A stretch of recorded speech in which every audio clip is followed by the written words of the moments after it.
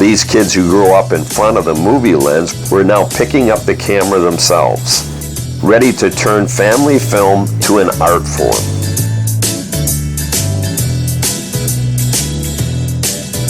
For these young dreamers, the 8mm camera wasn't just a toy, it was a passport. It was 1978, so I was 13 years old, and I got to be an actor in some productions that, nothing formal, fancy, just like household movies, but it was more than just household movies. It was themes, props, but we were using a Bell & Howell projector, and we were using a Keystone brand Super 8 handheld camera. It was a silent, so there was no audio, and this was like for early 70s or late 70s. This technology was, it was expensive.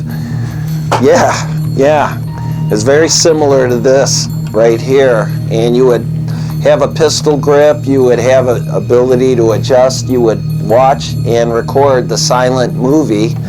And I do remember after we would get fancy, and after getting some experience, we would actually add music.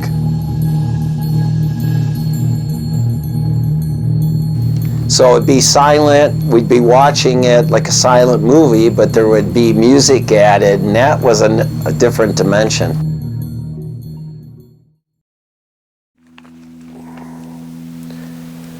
Before we got into filming our movies, we spent a lot of time in the metro parks, coming up with different adventures, because as young kids we get bored quick. And as far as keeping us out of trouble, we were coming up with more and more daring adventures. We were scaling cliffs on the opposite side of the river.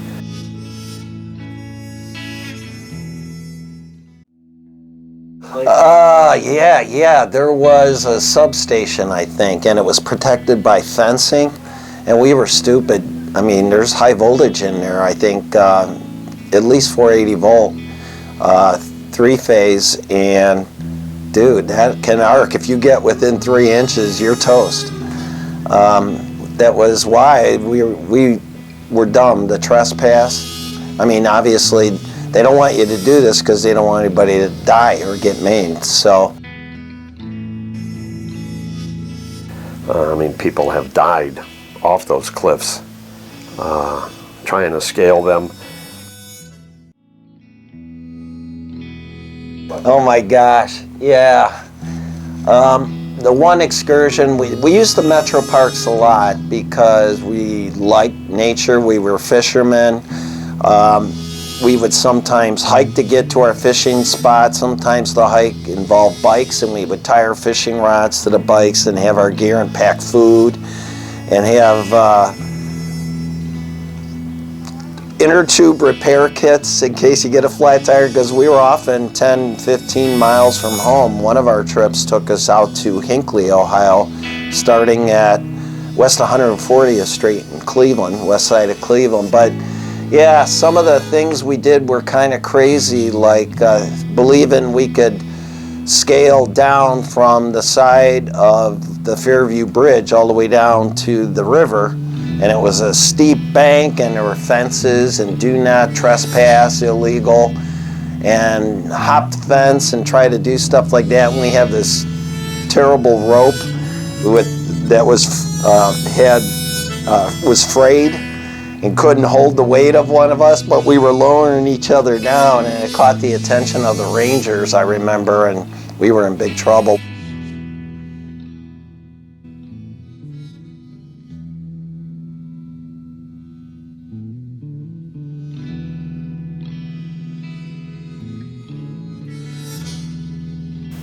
And cops were up on top of the bridge, and the park rangers were down in the metro parks waiting for us.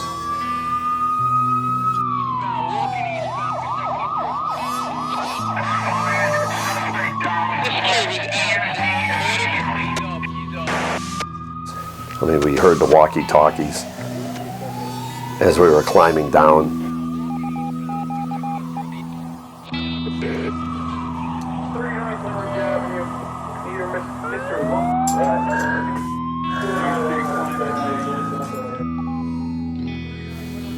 And they were shocked at the ages.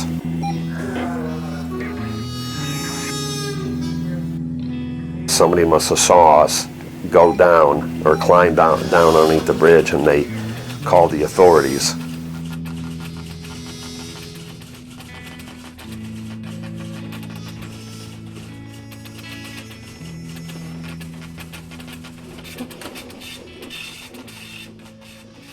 So they were pretty shocked when they found out how old we all were. I mean, we came up out of the woods, the oldest to the youngest, and they were just flabbergasted that we didn't fall to our death.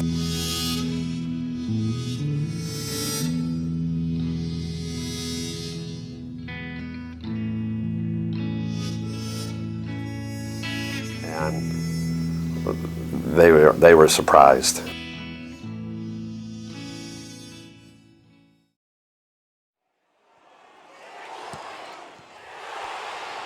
There were no smartphones, video games, or constant television streams to fill the hours. Kids often turn to creativity for entertainment. For some, those small 8mm movie cameras provided not just a hobby, but a meaningful way to stay busy, focused, and out of trouble. At a time when boredom could easily lead to mischief, making movies became an adventure with purpose. Instead of hanging around aimlessly or getting into trouble, their friends built props and planned out scenes to be filmed.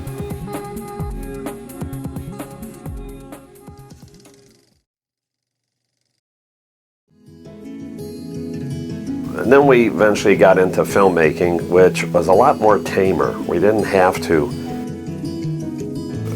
do that many dangerous stunts.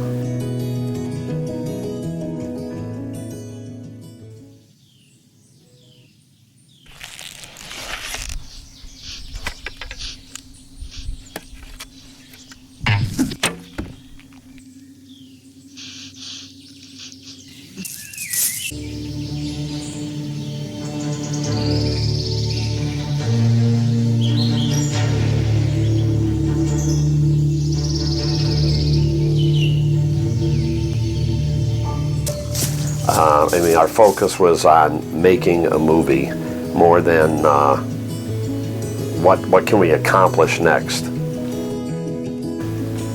according to what we saw in the movies. You know, we would imitate what was in the movies.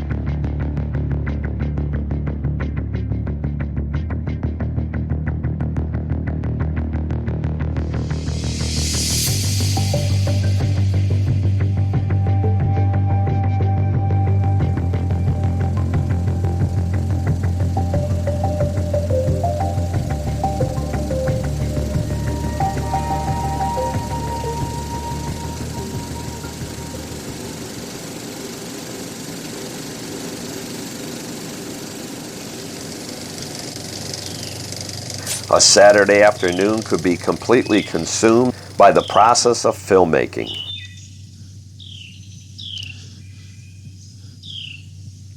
Scouting locations, and setting up shots, and acting out parts.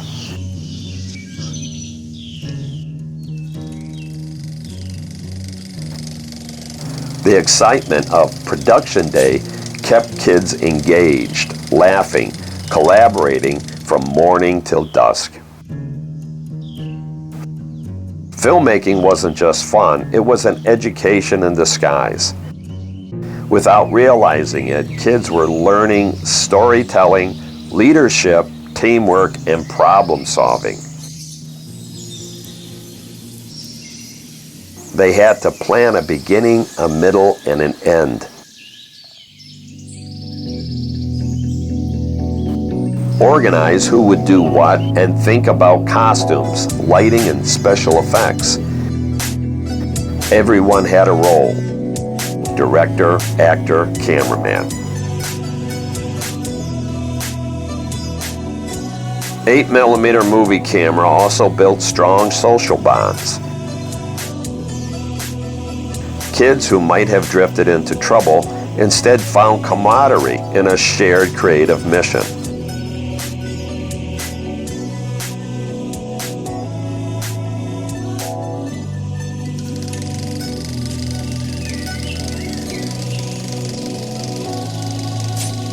Making a movie required cooperation. Neighborhoods became outdoor studios.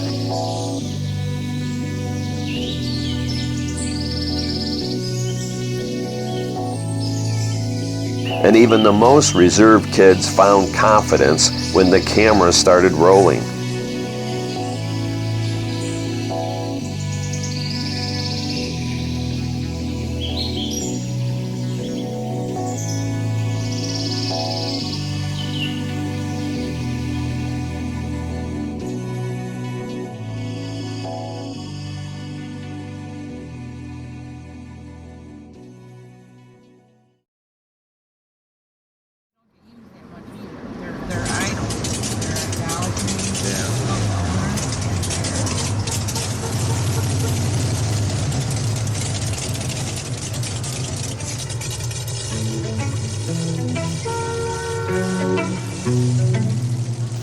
In the suburbs, fields, and city alleys of the 1970s, a quiet revolution was happening. Children turning their parents' movie cameras into tools of self-expression. They picked up ideas from watching movies, then tried to imitate them, inserting their own unique twist, frame by frame.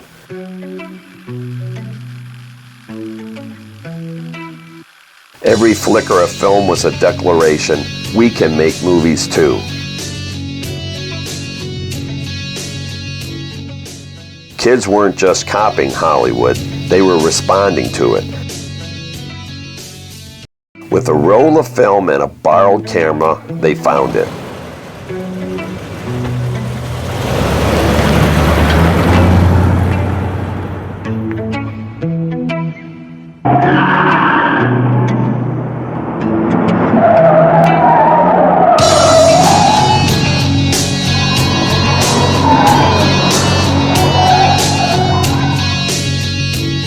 Then, after completing their film production, they held their breath until the film came back from the lab.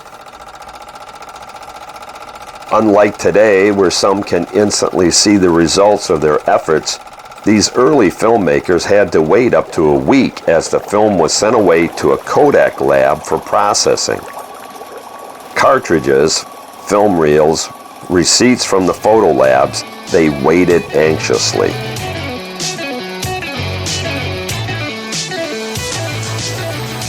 The pride and embarrassment of finally viewing their directing attempts seemed worth it. However, when the lights dimmed and the projector hummed, their world premiere wasn't in Hollywood, it was in their parents' living room. Each reel was an event, a gathering of friends and neighbors crowded around the projector to watch the latest homemade masterpiece.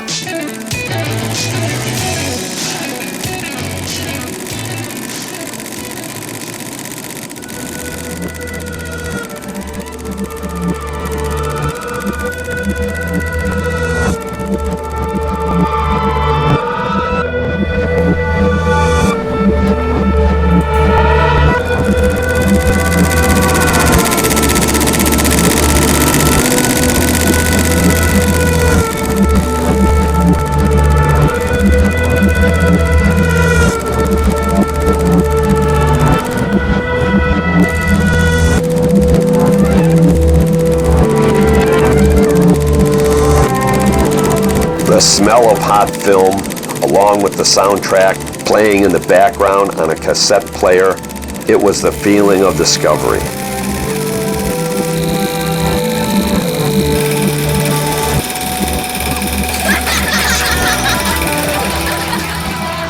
The laughter and the hum of the projector was applause enough.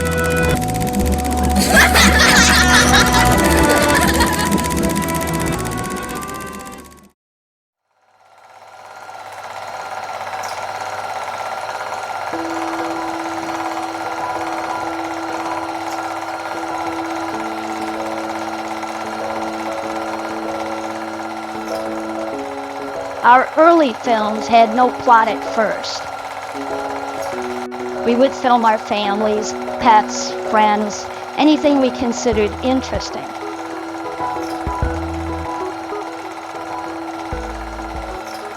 We even made little dramas and comedies with siblings.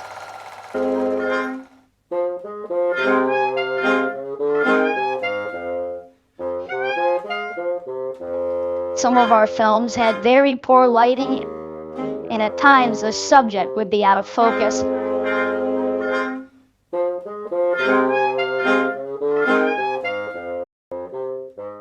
However, the point was tell stories with friends, to explore ideas without pressure.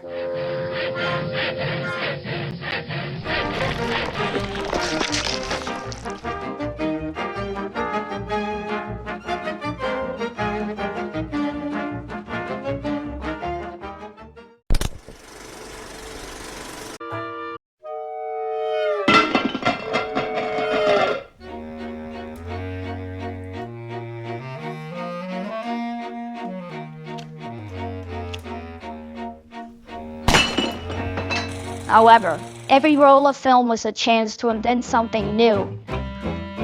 We discovered stop motion by accident and magic tricks by mistake.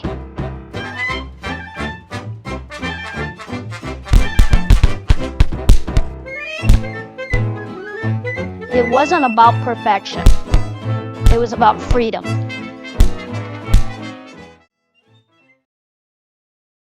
One of the other that I have with the Super 8 is that we actually took the video and we wanted to shoot like a ray gun, so we took we had in one of the movies that we made, a bank was being robbed, and so we had toy guns out and we're shooting the gun, but we made rays come out from the gun, and we did that by scratching the Super 8 video and showed up on camera. It worked out really well.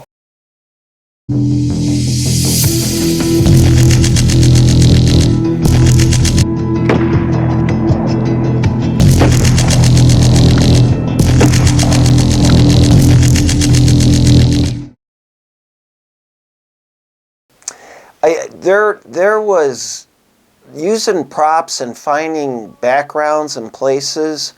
Our leader did a really good job at that.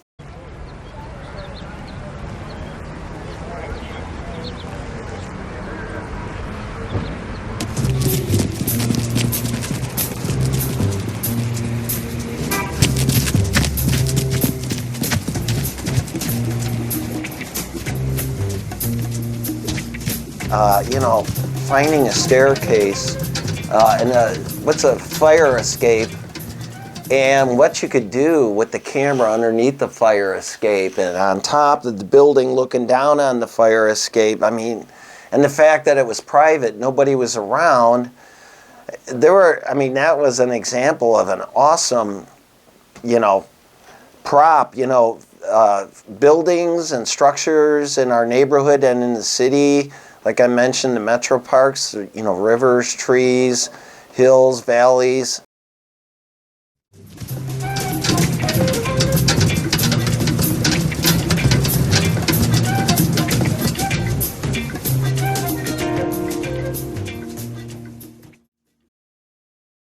Or another time, and this was an idea that we got from Chris and Mark Pollock, is the Invisible Man. When we made, like this, and he'd disappear.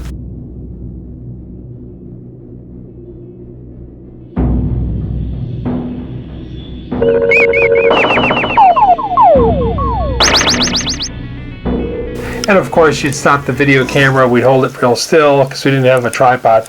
We had to hold it really still. And okay, move out of the way. And then first we move out of the way, and then we'd start the camera again, and then they'd disappear. And then we came up with the idea of making the shoes walk by themselves.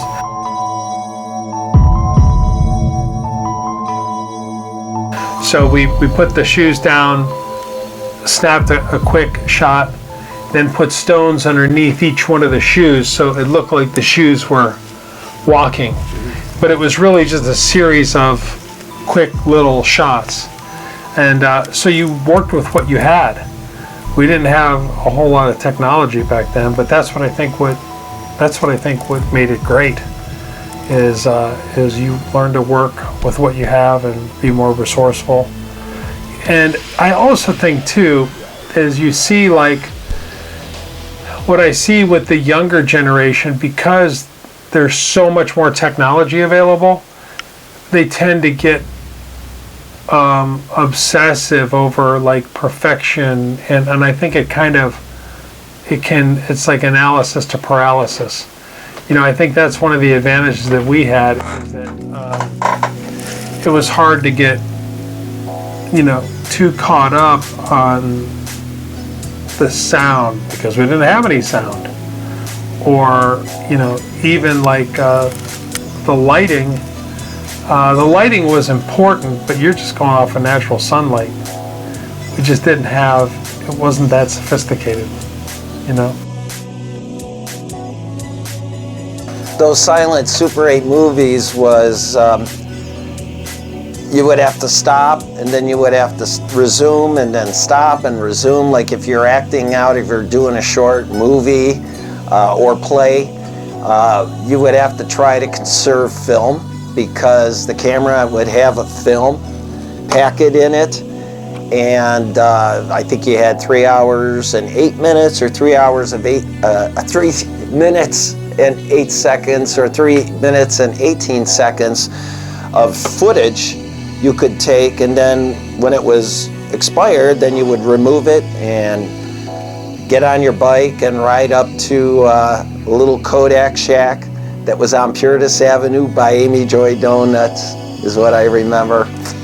And you would drop it off, and then you would wait for weeks, and you hold your breath, and because you don't know what you captured in the camera. So it was really exciting. It's like you go, you pick it up, you pay for it, you get home, and it's like showtime. Like, how did this turn out?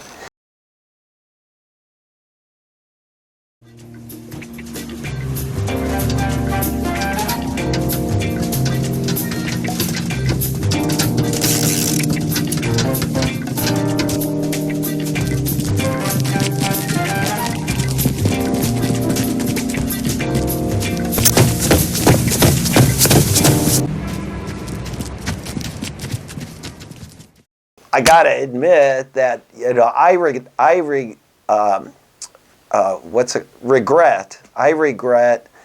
not being so serious. I thought it was funny to maybe make a funny face while I was supposed to be acting, whereas, you know, the guy who was directing what we were doing and the guy who was doing the filming were getting frustrated. So that's, if I could go back in time, you always regret, right? The human thing.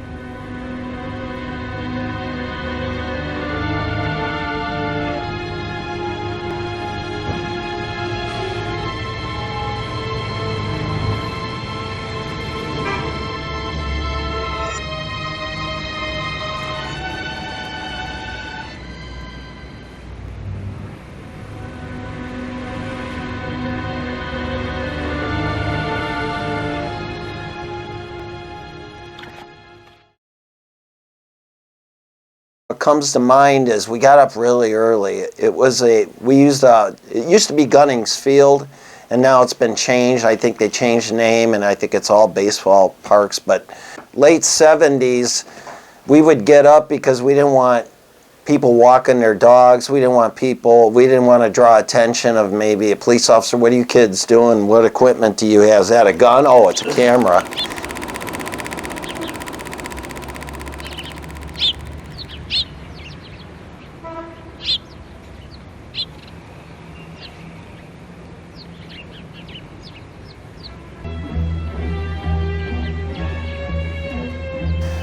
In this part of the United States, you could see that direct light and the shadows, you know, because the sun is just coming up 20 minutes ago. And we would start filming. So I remember us filming, it was a robbery scene, and I was the actor, and I was the robber.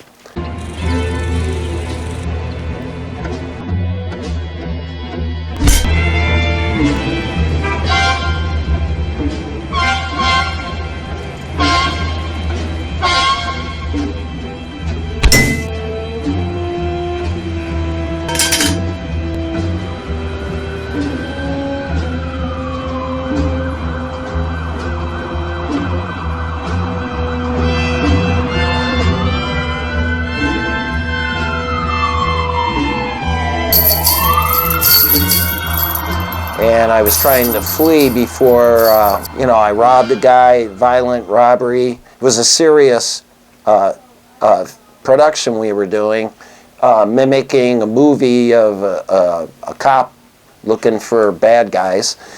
And so I remember as the bad guy fleeing the scene after the robbery, climbing this 8-foot fence and flipping my body over, and it kind of looked cool, and it was cool effect, and running away,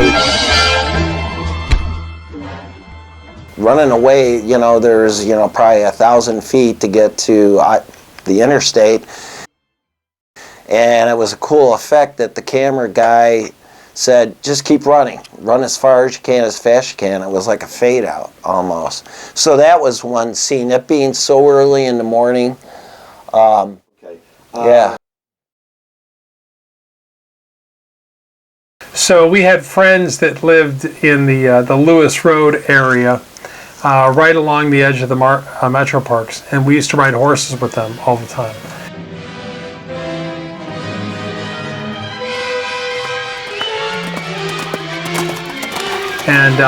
And so we had a great time riding horses through the parks.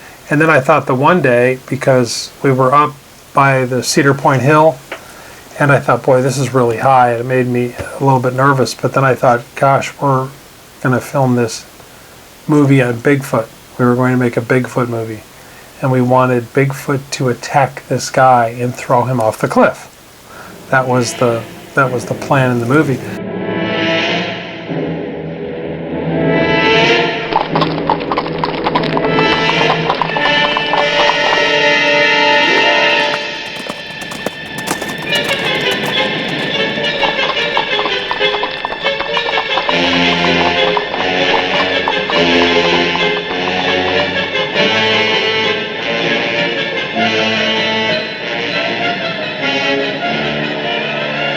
So we took some clothes and stuffed the pants and the shirt and made a dummy, and then had the camera come up, and the guy was, like Bigfoot was attacking him, like as though the camera was Bigfoot itself.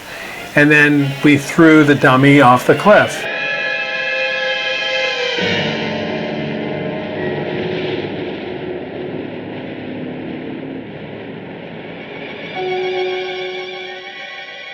And I went down at the bottom and shot the Super 8 of the dummy falling off the cliff. Now, we just thought that was the coolest, and a lot of people that watched the video were like, oh my gosh, they couldn't believe we were doing this. But it's like we would go to all sorts of extremes in order to, get the scene. It was a lot of fun. But we did, getting into making movies and stories, we would see, back in the 70s, we'd see the movie Jaws. It was such a major thriller. It got so much attention and acclaim. So we thought, well, we could do our version of Jaws. We've got the metro parks, we've got a river.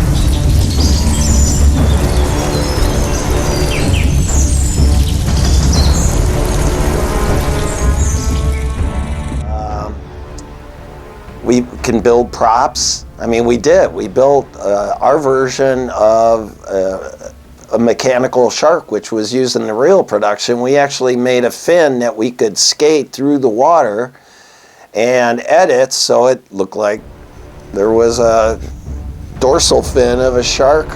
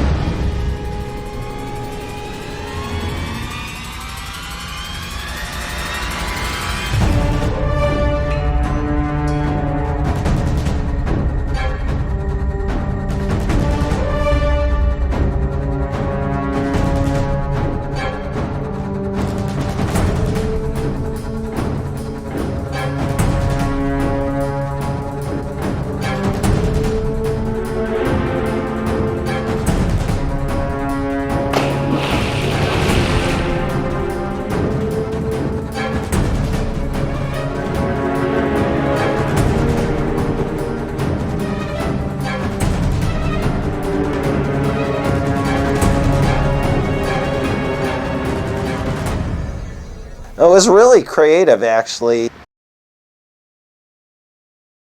I think a lot of it was, we loved watching the movie Jaws. Bigfoot was a really big thing back then. So we thought, hey, we got to cover Bigfoot.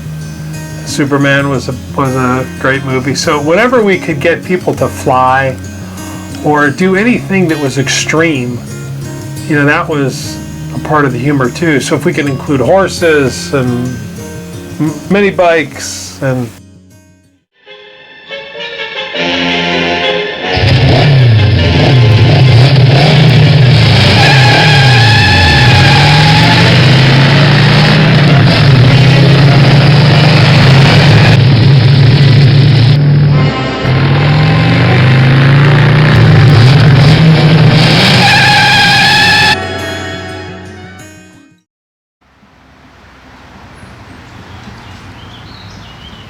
well, the natural we had hills, we had cliffs, we had greenery, we had privacy. We did one film, which was also a serious film. It was a thriller about a creature being in this thick forest, and we knew of a place that was very dense evergreen trees, very dark.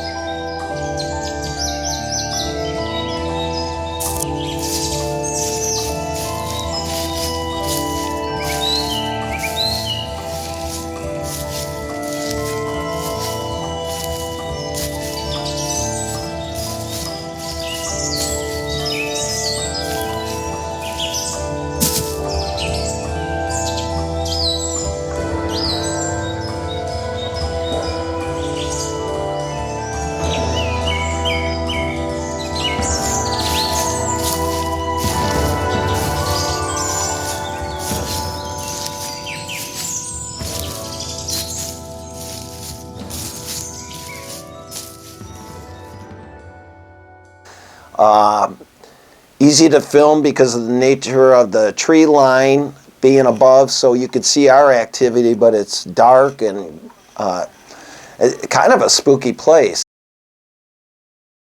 You know, we all wanted to be theatrical. We all wanted to be, you know, give our best. And I remember it was my turn to, you know, the scene was to have Jaws pull me into the Rocky River. And it was a cool, like, fall day. I remember that. And so we had a chain that was near my foot, and the Jaws had pulled the piece of bait that we put into the river, and it was pulling the chain, and you see the chain unraveling where my feet are at, and then it just pulled me back. And then we had, you know, my cousins were in the river, and actually the chain was around my leg, and they're pulling me into the river. And I remember, I think it was Mark who told me, he said, you know, go underwater. And I didn't want to go underwater. It was cold and it was dirty, golden dirty, the river. So then I remember I went under the water, and as soon as I went under, I looked back like, was that okay? And that was part of the video. And then of course I went out into the middle and went under and kept going under because I was being attacked by the shark. And so that was one of the points where, you know, I got, you know, we were at the point where it's like, hey, whatever, you know, you got to sacrifice your body for the sake of the movie, right? And so that's what we did. And it was always fun. You got encouragement from, you know, your cousins and everybody on the crew, like, oh, that was great. Oh, you made it look so good. And so we loved it.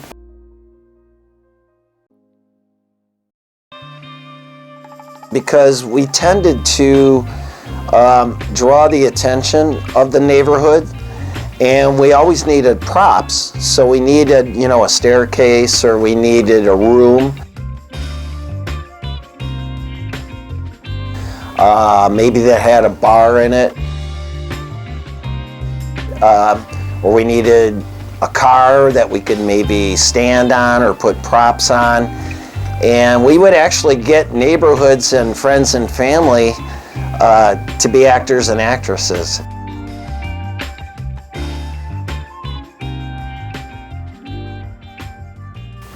Well, one thing that I noticed is that when we were doing the video tapes, people loved the movies. They loved to watch the movies that we made, and they loved the idea that we were making the movies. So whenever we were making the movies, especially when we're out on our garage roof, you know, the neighbors are watching us.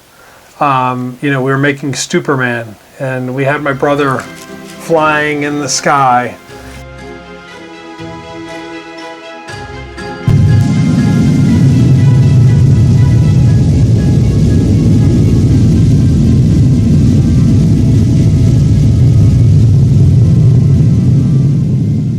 And so somebody was holding his legs, and he had half of his body off the edge of the roof, and I'm underneath with a Super 8 camera videotaping his upper half of the body and the sky, making it look like he was flying. And so we always look for creative ways to communicate our message. And so the neighbor kids, they love to be extras in the movie.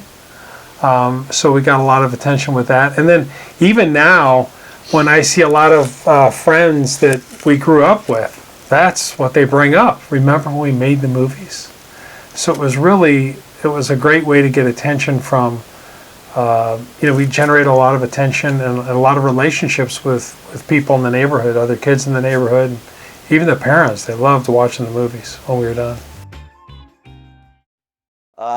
When I think about some of the props, we would use liquids and taint them to make them colorful, whether we're doing a scene of a priest exorcising somebody, and you simulate, you know, regurgitation, so you have chemicals, and you make your own chemicals for bad, ugly graphics.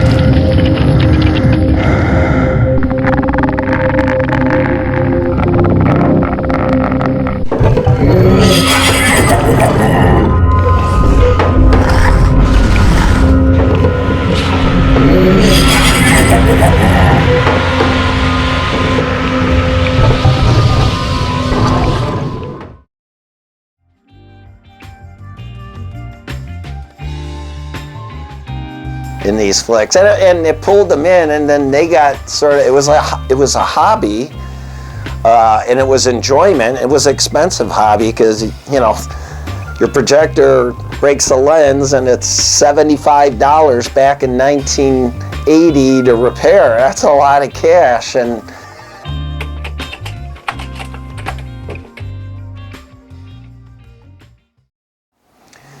but yeah, the filming.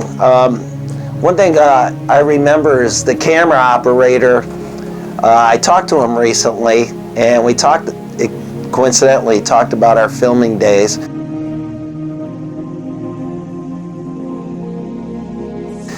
And I was one of the actors. I didn't operate the camera much, unless it was on a tripod and he said, okay, at this, start and then stop. I was the start and stop person. But the camera operator, he always talked about the very first time he bought the camera, pulled it out, read how to use it, and inserted the film package. And he said he'll never forget the smell. The film had a certain smell about it.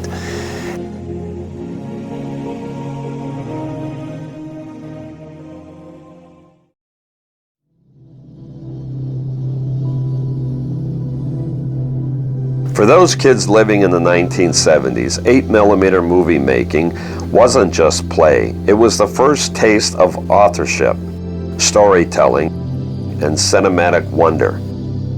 It was the thrill of capturing imagination on film. In many ways, those backyard films were more than just childhood pastimes. They were early lessons in discipline, creativity, and teamwork, and believed that their ideas would come to life.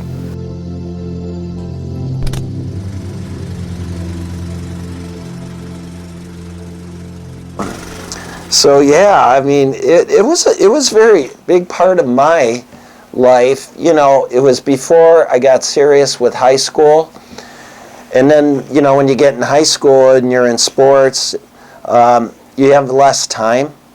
But this was really such a staple in my life for 3-4 years, being in grade school in the 70s and being part of all this, and just, it's refreshing right now to think back about it.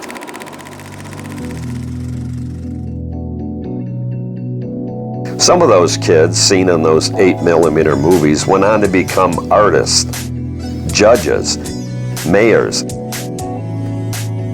Others simply grew up, leaving their images behind on celluloid back up in the closet shelves. But together, they formed a hidden movement, a generation that discovered storytelling not in Hollywood, but in their own backyards. Before VHS, they captured their worlds on a cartridge, celluloid, one cartridge at a time. The tools today have changed, however the dream is the same. From film reels to pixels, from backyards to big screens, the story continues.